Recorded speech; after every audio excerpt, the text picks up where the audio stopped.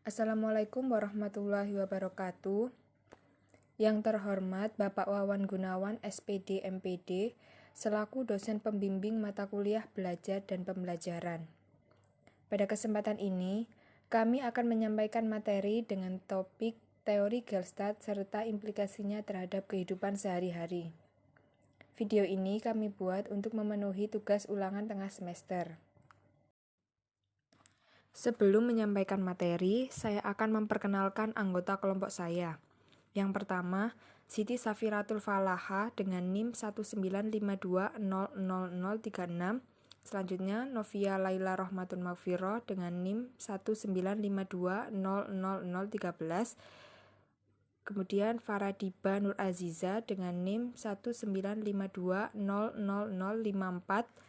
Dan yang terakhir, Arini Suryaning Tias dengan NIM 195200071.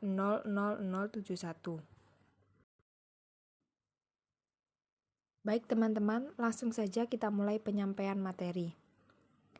Yang pertama, apa sih teori Gestalt itu?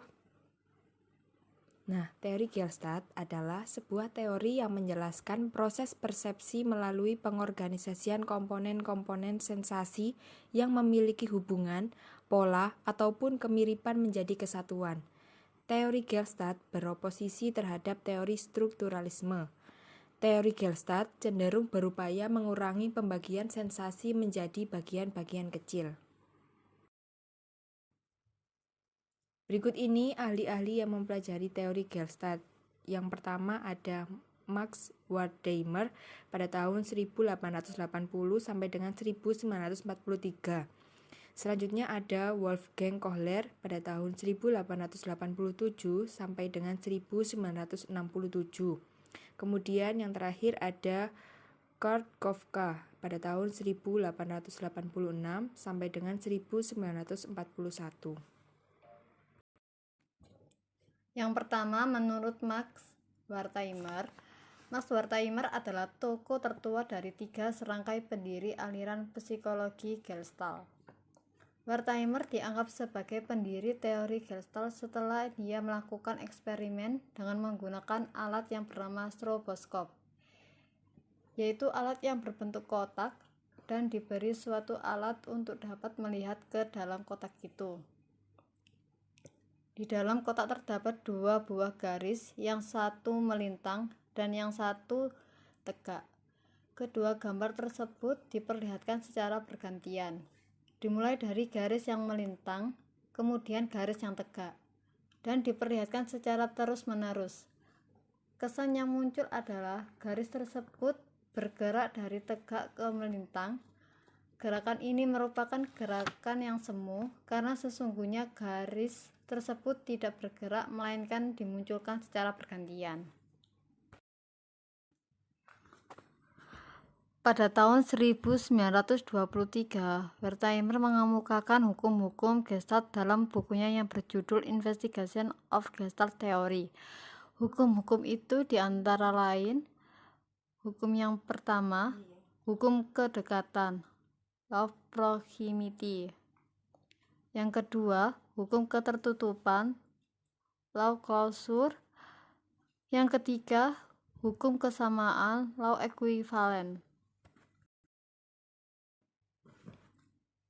Selanjutnya, eksperimen yang dilakukan Wolfgang Kohler adalah seekor simpanse diletakkan di dalam sangkar. Pisang digantung di atas sangkar. Di dalam sangkar terdapat beberapa kotak berlainan jenis. Mula-mula hewan itu melompat-lompat untuk mendapatkan pisang itu, tetapi tidak berhasil, karena usaha-usaha itu tidak membawa hasil. Simpanse itu berhenti sejenak, seolah-olah memikir cara untuk mendapatkan pisang itu. Tiba-tiba hewan itu dapat sesuatu ide, dan kemudian menyusun kotak-kotak yang tersedia untuk dijadikan tangga, dan memanjatnya untuk mencapai pisang itu. Menurut Kurt Kafka, sumbangan Kafka kepada psikologi adalah penyajian yang sistematis dan pengamalan dari prinsip-prinsip Gestalt dalam rangkaian gejala psikologi, mulai persepsi, belajar, mengingat, sampai kepada psikologi belajar dan psikologi sosial. Teori Kafka tentang belajar didasarkan pada anggapan bahwa belajar dapat diterangkan dengan prinsip-prinsip psikologi Gestalt. Teori Kafka tentang belajar antara lain: 1. Jejak ingatan atau memory trace adalah suatu pengalaman yang membekas di otak. 2. Perjalanan waktu berpengaruh terhadap jejak ingatan. Perjalanan waktu itu tidak dapat melemahkan, melainkan menyebabkan terjadinya perubahan jejak, karena jejak tersebut cenderung diperhalus dan disempurnakan untuk mendapat gestalt yang lebih dalam ingatan. 3. Latihan yang terus-menerus akan memperkuat jejak ingatan.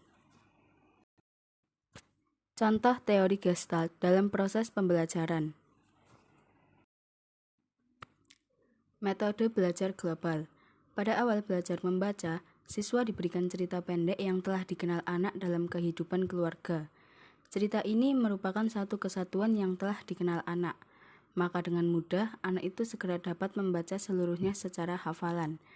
Kemudian menguraikan cerita pendek menjadi kalimat-kalimat, misalnya dengan cara kalimat yang satu dengan yang lain ditulis dengan warna yang berbeda, atau kalimat satu dengan yang lain ditulis dengan jarak yang cukup renggang. Contoh pembelajaran yang cocok menerapkan teori Gestalt pada pelajaran bahasa seperti mengarang, menganalisis isi buku, yaitu dengan menggunakan metode belajar yang berbasis masalah, atau studi kasus, eksperimen yang berupa observasi, wawancara, dan membuat laporannya.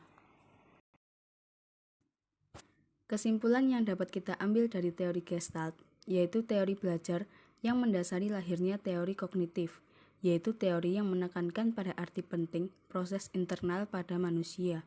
Teori ini berpandangan bahwa objek atau peristiwa tertentu akan dilihat sebagai suatu keseluruhan yang terorganisasikan yang membentuk suatu makna. Jadi, belajar harus dimulai dari keseluruhan, baru kemudian kepada bagian-bagian yang saling berhubungan. Dalam pelaksanaan pembelajaran dengan teori Gestalt, guru tidak memberikan potongan-potongan atau bagian-bagian bahan ajaran, tetapi selalu satu kesatuan yang utuh.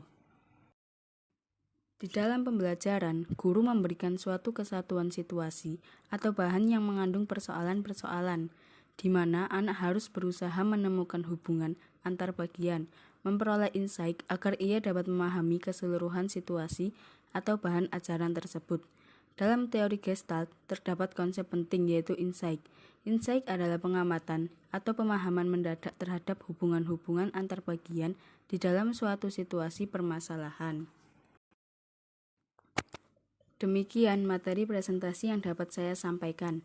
Apabila ada kekurangan ataupun kesalahan, mohon dimaafkan. Semoga materi ini dapat bermanfaat bagi kalian semua. Terima kasih. Wassalamualaikum warahmatullahi wabarakatuh.